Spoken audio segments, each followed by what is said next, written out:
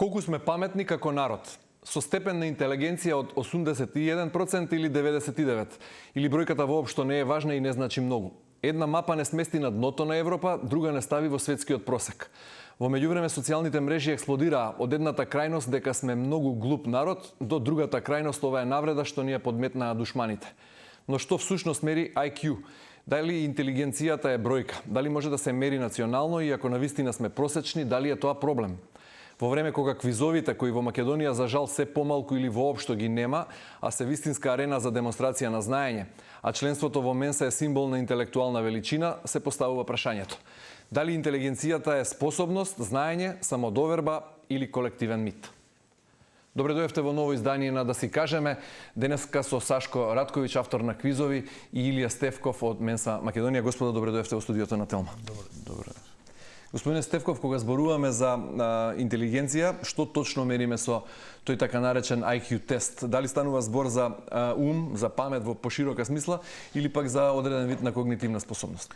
Па, реално тестовите се визуелни и се типични за решавање на визуелни матрици и резултатот што го дава тој тест е способноста на кандидатот да го реши тој тест, ништо повеќе. Радковиќ, кога станува збор за квизовите, вие како докажан и познат автор на многу квизови во Македонија, каква е поврзаноста помеѓу вродената интелигенција или стекнатата интелигенција и добриот резултат на квизовите?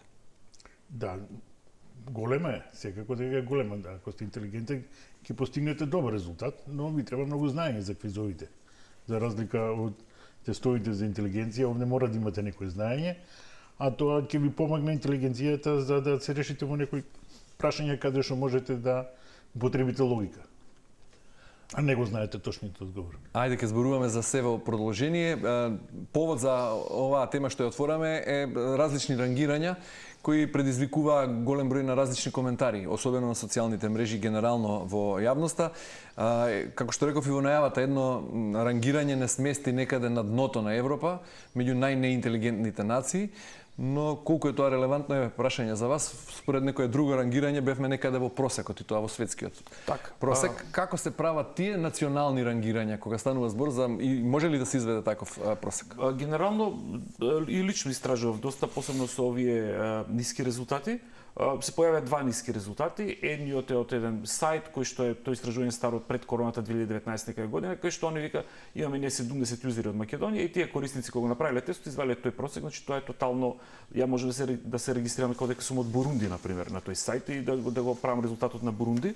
Второто е едно истражување на еден англиски научник кој што е сега починат, Ричард Лин. Да. И World Population Review. Така е. Но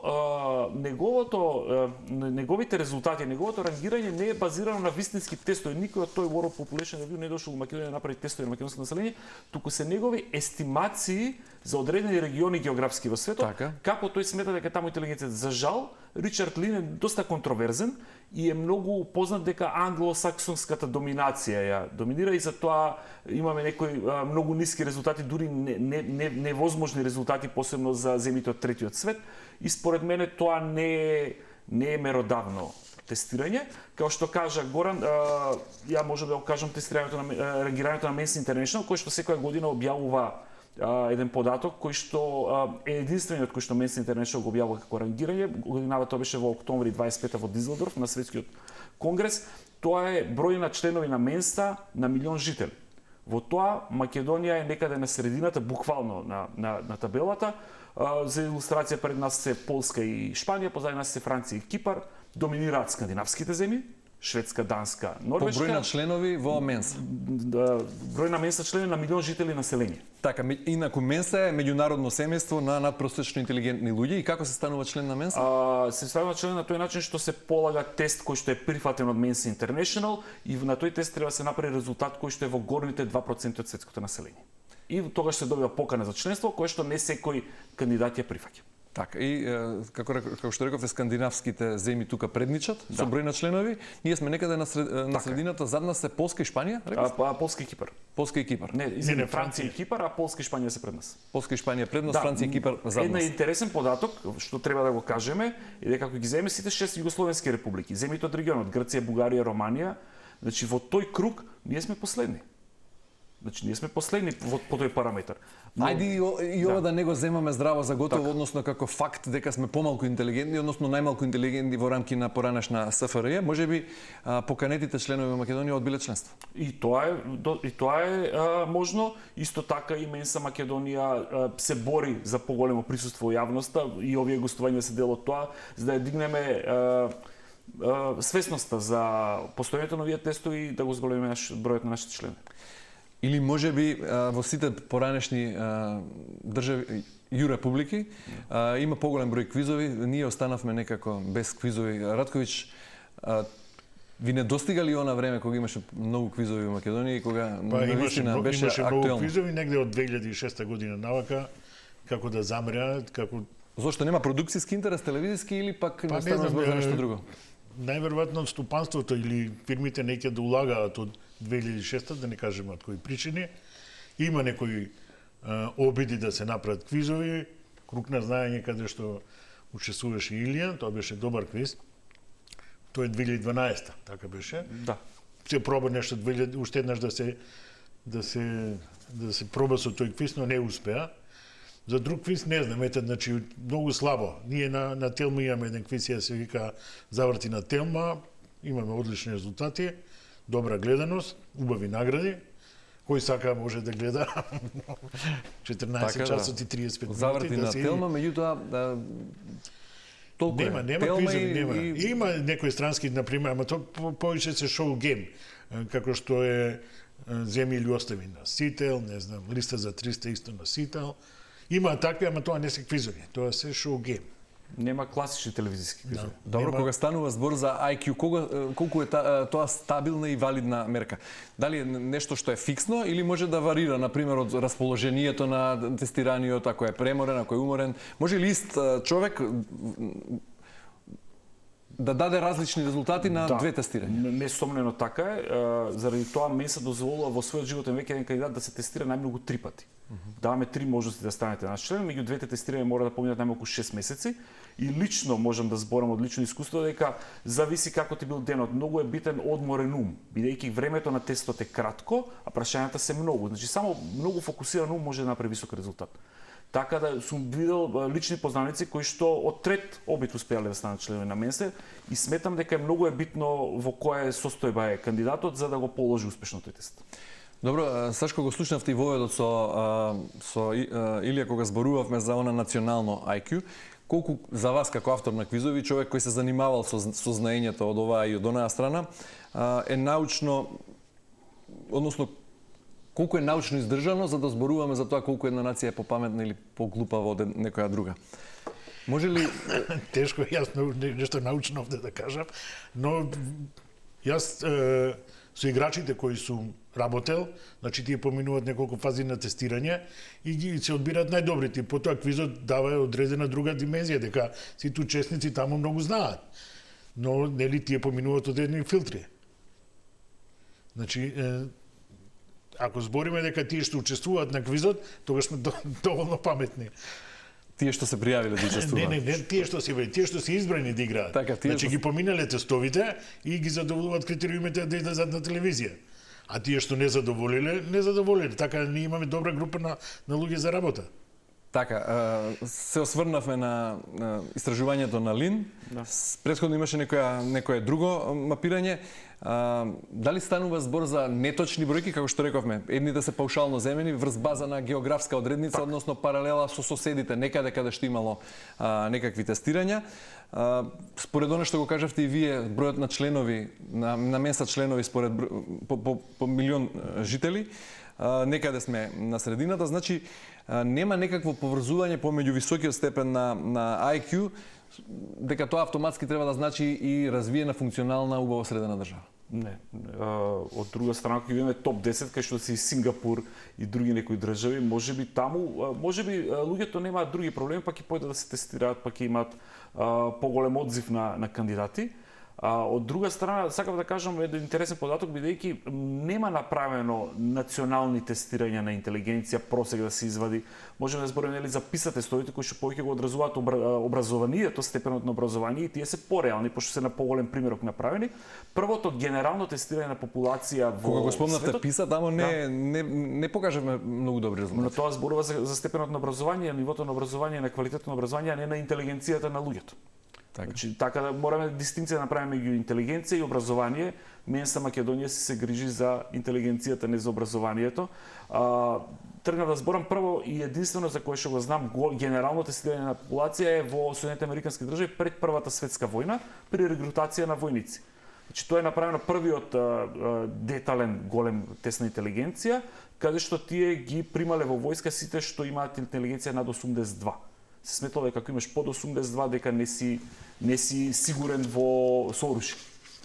Така, видов една скала на интелигенција, не знам колку е тоа исто така научно признато, меѓутоа веројатно држи вода бидејќи станува збор за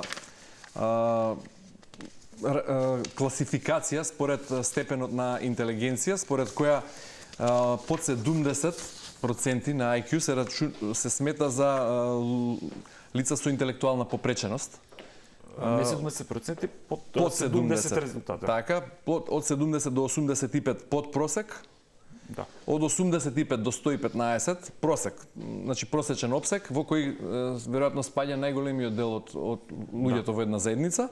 Сега од 115 до 130 се над просекот, значи надпросечно интелигентни луѓе, меѓутоа не знам дали тие влегуваат во Менса, или пак од 130 до 145 што се сметаат за надарени и над 145 се гениалци. Мислам дека Тоа е некој рангирање, нели? моменталните тестови на Менса за во горните 2% се влегува со 132-133 некаде. Предходните тестови на Менса беше потребно 146, беше исто Менса ги менува своите тестови. Аха, сега значи се заострува границата и таму. Не, туку овие тестови се можеби малце по-тешки, па затоа со пониска граница се остваруваат 2%. Добро, и зошто ова се како тема, вака кога го зборуваме, велите дека е интересно и дека треба повеќе се зборува во јавноста, не е предизвик доволен за вас како Менса да иницирате веројатно поширока општествена дебата и да предизвикате, например, да дојдете до научно истражување. Дали не е потребно едно научно истражување на ниво на цела држава, како што правеле американците кога видите, ги регрутираат за потребите на армијата, меѓутоа генерално, дали би помогнало на оваа нација да го ние сме заземе правецот? Ние сме здружение на граѓани, сите сме волонтери. Сите имаме други обврски и така. Сметате ли дека би било позитивно за Македонија да направи едно такво истражување? Па би дало некој резултат и тоаш би знаеле можеби некои научници кои се бават со демографија и со интелигенција, можеби имале повеќе материјал да направат некое поквалитетно истражување. Добро, Ратковиќ, може ли човек со просечно IQ, како што е најголем број од популацијата, меѓу 85 и 115 степен на интелигенција, да биде врвен квиз играч? Да. Значи, ние викаме кога правиме прашања, нема тешко и лесно прашање. Има прашање што го знаеш или прашање што не го знаеш. Нека биде и најтешкото ако го знаеш, за тебе е лесно. Значи, треба голем квантум на знаење да се прибере, на информации, за да ги поседуваш и да ги знаеш. Според ова, значи и обратно, може член на Менса да биде лош квиз играч. Многу лош. Така. Он е способен да се најде во одредена ситуација, да размислува брзо, логички и да најде решенија. Ама тоа не значи дека ќе биде добар играч. Меѓутоа, јас сум бил сведок кога ги подготвувате квизовите или дел од квизовите, кога поставувате така наречени трик прашања. Значи не станува збор за прашање базирано на знаење, на општа култура, нешто што се стекнало низ фазата на учење, туку и трик прашања за кое е потребна интелигенција, веројатно, бидејќи нели интелигенцијата по дефиниција се смета за способност за прилагодување, односно за учење на разни вештини. Многу играчи, например, поготоа сега ќе кажам од заврти на Телма, бидејќи телефонски квиз не ги дослушуваат прашањата, се ставаат, сакаат брзо да одговорат. И тогаш тие трик прашања многу на тие трик прашања паѓаат, например, колку месеци има 28 дена? Сите има 28 дена, ама него му е едно да каже еден. Или не знам, Ханој е главен град на Виетнам, а најголем град го носи името на нивниот председател Хошимин. Како се вика градот? Никој не ќе да каже Хошимин. Сите викаат следно, пошто не го слушаат прашањето, а тука е одговорот. Значи, тој што има висока интелигенција, ќе го слушне, ќе го разбере, ќе го најде одговор во самото прашање. Нема да рече февруари дека е месецот што има 28 дена, туку ќе каже сите месеци има 28. Кој е некоја вака најпроблематично трик прашање на кое паѓаат многумина? Па тоа е обичното прашање 2+2 поделено на 2 колку е. Прва операција е делење, а потоа е собирање. И сега прво собираат па дела. Тоа е тука е потребно математичко знаење, дека прво се дели па потоа се собира. Значи треба знаење, ама треба интелигенција да знаеш дека која операција е прва. Добро. Друго некој трик прашање?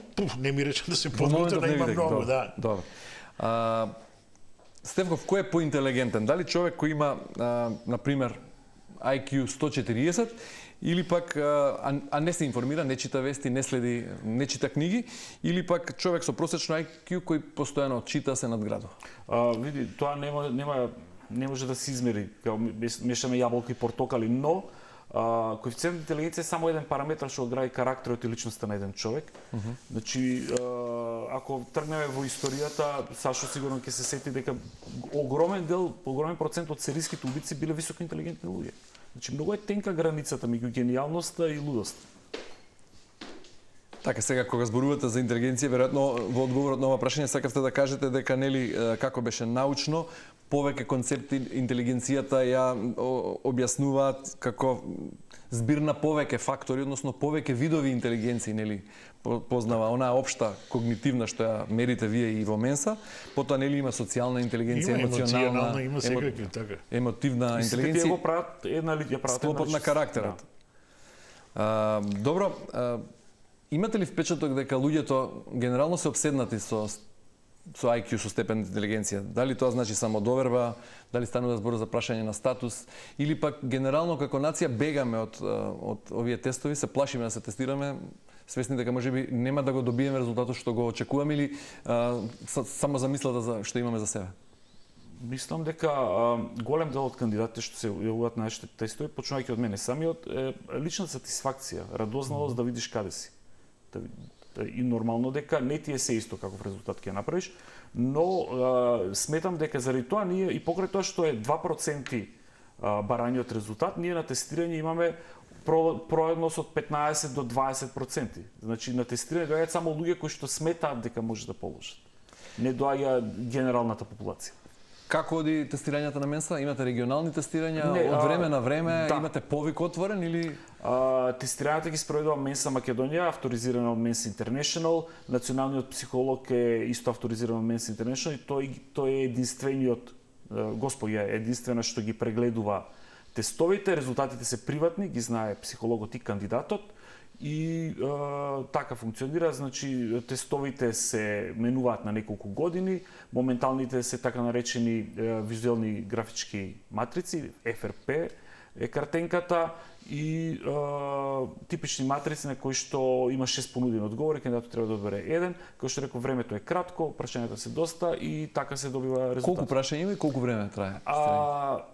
Да не сгрешам, мислам дека е нешто помалку од половина час, дали беше 20-25 минути, бидејќи проктори го спроведуваат тестот. Прашањата се на тетрадка од едно 5-60. Значи имаш околу пола минута по прашање. Грубо. Значи многу прашање. Да. По број колку би биле? Па мислам да речеме дека се 55. Фактори и брзината колку брзо ќе се реши или не? Не е фактор брзината, ретко кој успева да ги реши сите. Аха, не се стасува, значи. Да. А резултатот сепак се добива, се пресметува коефициент на интелигенција. Си има овакво параметри по кои се пресметува. И како одите по градови, како закажуваме периодично. Минатата недела имавме тестирање во Кичево, значи се трудиме неколку тестирања годишно да имаме. Сегаш имаме едно тестирање во Скопје на Светскиот ден на интелигенцијата, тоа е на 1 октомври, имаме уште едно тестирање на 4 декември која е роденденот на Менса Македонија. Во овој декември наполнивме 26 години. И се трудиме да сме присутни пред се во универзитетските центри, бидејќи и возраста, просечната возраст на членови на Менса Македонија оди нагоре. Колку членови имаме моментално? Значи, тестот го имаат положено околу 900 граѓани на Македонија, од нив околу 670 имаат прифатено членство. Моментално ние го броиме параметрот на активни членови, кои што значи членови кои што плаќаат членарина, земаат учество во работата на Менса Македонија, такви имаме околу 130. Значи, три одговори има тоа прашање. Така. Добро, ако не е доволно да имаме висок степен на IQ, висок просечен степен на интелигенција. Што е тогаш она што ја прави една заедница, еден народ паметен или помалку паметен? Ќе го пуштам Сашо. Ја мислам образованието кое веќе го спомнах и тие резултатите на PISA тестови покажуваат колку ни на кое ниво ни е образованието и треба што повеќе да се вложува тамо. Квизовите може само да видат да ја потикнат љубопитноста на гледачите, на учесниците, на сите тие, но образованието треба да биде тоа што ќе не направи паметни. Така, може ли општество со просечен IQ да носи системски погрешни одлуки? Или, например, ако го проформулирам, ако навистина го земеме за просек, она истражување кое вели дека имаме 98 степен на интелигенција, некаде во просекот светски, зошто тогаш имаме толку ирационални јавни дебати, толку проблематични вести слушаме секој ден и се исчудуваме самите од себе? Многу пати сме затекнати и како поединци и како група. Најверојатно гледачите сакаат такви вести, не сакаат добри вести, не знам. Не станува збор само за вестите, генерално и дискусии по социјални мрежи и се. Е еден вид одлика на тоа каде сме некако. Да. Тоа е тоа што го интересира народот. Тоа што го интересира, тоа го муабетат, за тоа разговараат. Тоа се трудат да навлезат у таа тема и да бидат тамо поподготвени. Стефко, ќе сте надоврзат? Да, би сакал да се надоврзам, бидејќи сум председател на Менса Македонија, друга страна сум член на управниот одбор на Македонската квиз асоциација, која веќе постои 5 години ја промовира квиз културата во Македонија. И интелигентните луѓе, и најдобрите квизаджи во држава се генерално мирни, тивки луѓе. Овие 20 години на 21 век е општество на гласните. Значи, ние може би имале што да кажеме, но се многу малку сме присутни во јавноста. Зошто избираат умните да молчат? Не знам, најверојатно заради тоа што увиделе нешто и тоа е, збориме тие 900 луѓе што положиле, што сигурно имаат документ дека се надпросечно интелигенти во горните 2% од светската популација, тие не тежат ни еден советник, камоли еден пратеник. Добро, сте си рекле некогаш сами на себе, повеќе така како внатрешно признание, неволно, леле, колку глуп народ сме? Сте си констатирале така сами за себе, поттикнати од некоја ирационална, дали дебата, дали случка, дали настан, нешто што ни иритира секојдневно? Многу тешко прашање. Имало ли ситуација? Не. Има. Ја мислам дека има на многу места има погрешни луѓе. Така ја би го констатирал и ние извлекуваме заклучоци дека се глупи луѓето. Така тоа е моето гледиште. Тоа е исто како еден ракометар да го пуштите да игра кошарка. Не е мое место да игра кошарка, треба да игра ракомет. Па добро, меѓутоа живееме во демократско време кога сами ги избираме луѓето кои се поставени на тие места каде што се поставени. Ке се сведеме на тоа како што велеше еден политичар, народот греши кога е во право или како беше? Е во право и кога греши. Така или како што не ми текнува се кој старогрчки мислител кажа дека демократијата е кога голема група на луѓе кои не се образувани ќе владеат, ќе одберат двајца што ќе владеат со образованите. Тоест, да не кажам глупи и паметни сега. Стефков, ако умните молчат, а ова е време на гласните, каква е иднината на државата тогаш? Без разлика дали имаме висок национален IQ, ако имаме култура на вакво однесување како што имаме, каде одиме? Не, јас се уште мислам дека македонците се паметен народ, генерално интелигентен народ и на крај народот си го кажува своето. Значи не би можел да кажам каде одиме, мислам дека држава има потенцијал, има човечки потенцијал, за жал, бидејќи кога нас се обраќаат други медии, многу од нашите членови веќе имаат емигрирано. Значи од неколку европски држави само последните 2-3 години си имаат обратено за да го верификуваат резултатот на наши членови кои што емигрирале. Дали и таму се молчаливи тргнати на страна или таму се гласни? Погласни него колку што се тука? Можам да кажам во регионот еден интересен пример. Во Хрватска пред неколку години истражување првачињата, таа генерација на првачиња направила доста слаб резултат. Што направиле? Веднаш се обиделе нешто да подобрат. Професор Ранко Рајовиќ, основачот на НТЦ центрите, кој што е еден од основачите на Менса Србија и на Менса Југославија, бил координатор за надарена младина, е повикан како експерт во тој борд да каже нешто, да го подобрат тој резултат. Значи треба некој да препознае дека можеби резултатите не се кои што требаат и да се обиде тоа да го подобри. Добро, бидејќи на почетокот се согласиме дека степенот на интелигенција не е фиксна, Така. дали може да се стимулира, да се развива со години, со образование или како? Има ли тренинг за... Резултатот на Менса тестот може да се подобри со работа. Како може да се подобри со работа? Со решавање на слични проблематики, за кога ќе дојдеш на тестот, мозокот веќе да знае што да очекува. Ние во соработка со Менса Норвешка направивме еден пробен тест, тој може да се најде на нашата страна, кај што може секој да проба. И сега, ако ти почнеш да решаваш континуирано такви тестови визуелни, може на следното тестирање да извадиш подобар резултат само ради тоа што мозокот веќе знае што да очекува, за разлика од кога дојдеш прв пат на тест. Може би заради тоа ние имаме членови од сите профили на општеството, од невработени до доктори на науки, но баш приметивме дека доминираат луѓе од техничките науки, можеби заради тоа што, пошто јас сум електроинженер, можеби ние полесно се снаоѓаме со визуелни проблеми.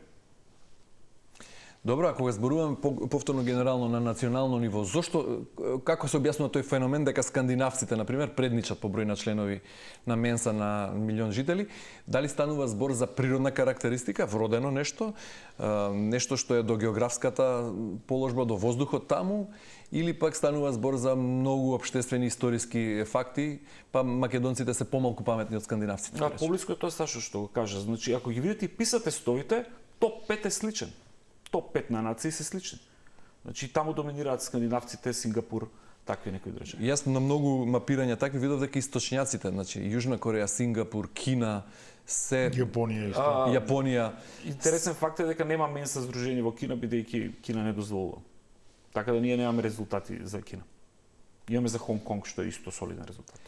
Значи, повеќе е резултат на образование, на стекнати вештини? На општеството. На генералното општество. Според мене. Што е тогаш според вас поважно за општеството? Да имаме 2% луѓе со 140 коефициент на интелигенција или маса на луѓе со просечно IQ, но добро образование, да речеме? Се разбира генералното. Јас ќе кажам. Добро едното и другото, а тие 2% што ги споменуваш што имат на 140, да останат во земјата и тука да работат. И, значи, и двете се окей, само вие што не се паметните, тоест интелигентните многу, да ни останат дома, да не си отидат. Да не ја напуштат држава. Да, бидејќи на тој начин и недобрите гени се заминуваат. Ние ги даваме 10 најдобри инженери, 10 најдобри доктори во странство и за 2 генерации може тоа да се покаже како... А како да ги задржиме умните дома кога токму умните се или повлечени на маргините на општеството и тоа генерално тоа е нивниот избор, бидејќи им го отстапиле подиумот на гласните како што вели Стефков. Има ли рецепт? Како тоа поумните држави го прават од нас? Па не верувам дека во предпладневна емисија тоа треба да се дискутира, како сакам да кажам дека треба поголем аудиториум и луѓе кои што се поодговорни за сето тоа. Така, тие што ја носат одговорност во земјата треба да размислат нова прашање и да одговорат. Добро, дали е проблемот во интелигенцијата или во критичкото размислување? Генерално повторно прашувам. Сега сме ние тука и сега прашањата се за вас. Во други дебатни емисии ќе зборуваат други. Јас мислам дека интелигенцијата не е проблем. Примената. Најверојатно. Да. Добро, дали имате впечаток дека ете тоа тие мапирања каде што сме ниско рангирани на некој начин и се општествено алиби за емоционалната зрелост и за постапките што ги правиме? Генерално се помируваме со тоа, ете помалку интелигентни сме или под просекот европски сме или под светскиот просек и се ни е дозволено. Јас многу не верувам на тие податоци, мислам дека сме умна нација. Така да треба некои сегменти да се поправа за да одиме напред. Умна нација, образование. Да. Веројатно акцентот во образованието, Стефко би се надврзали таму. Во ерата на дигитални медиуми каде што сите се борат за еден клик повеќе и еден лајк повеќе, бомбастична вест носи поголема гледаност. Еве, една од бомбастичните вести денеска е новите податоци од Евростат што се објавени дека македонците многу малку ја користат и вештачката интелигенција. Кај немаме природна, па малку користиме и вештачката. Не знам дали го видовте тој податок? Не сум запознат со тоа, знам дека земавме некој добар грант, ја познам екипата која што работи на Финки околу тоа и мислам дека се надевам дека Везилка ќе донесе некои резултати. Исто така се надевам дека нема да прекине на половина, туку тоа ќе се истера до крај. Сашко Радковиќ или Стевко, ви благодарам многу за денешното учество во ова издание, да се каже. Благодарам на поканата. Почитувани, јас сум Горан Петрески, вие гледавте да си кажеме на Телма. Останете на оваа фреквенција, имајте убав ден.